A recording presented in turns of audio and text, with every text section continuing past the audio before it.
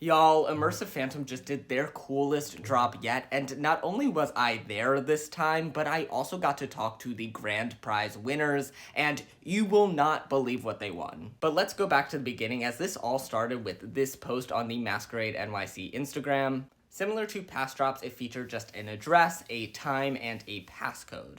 However, unlike past drops, there were no other locations, just one this time. But when you got there, the newsstand had been completely transformed with this red neon light and this worker wearing a jester's mask. When you got up to the front and gave the passcode, she slipped you a lottery ticket, which after unscratching would reveal your prize. Now, as far as I'm aware, there were 3 different prizes that you could win. The first, which was the most common, was the newspaper and card from the Phantom himself. The second was a mask similar to the ones that they had given out as part of the first drop. And it seems like everyone that won a mask won a different mask. And as for the grand prize, as far as I'm aware, only one person actually won that, and we just happened to run into them coming out of the building where the Immersive Phantom experience is going to be held. Because yes, they got to go inside and essentially have their own personalized tour of the space. From what they told us, it sounded like the prize that they won was an envelope, and inside was a card with the address of the building. Once they got there, they knocked on a door and were greeted by a man with a mask who took their card and eventually ushered them inside.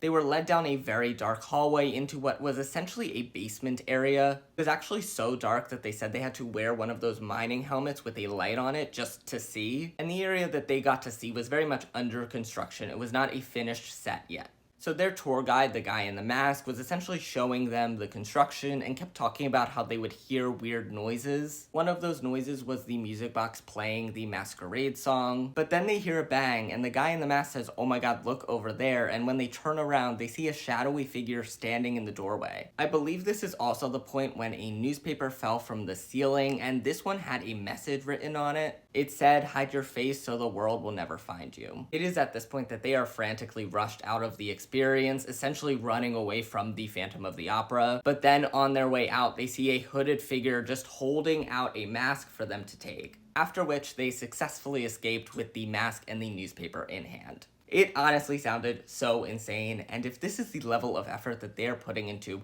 a random experience that they are gifting to 2 random people off the street, I cannot imagine the level of effort that they are going to put into the show itself. Like, I cannot wait now.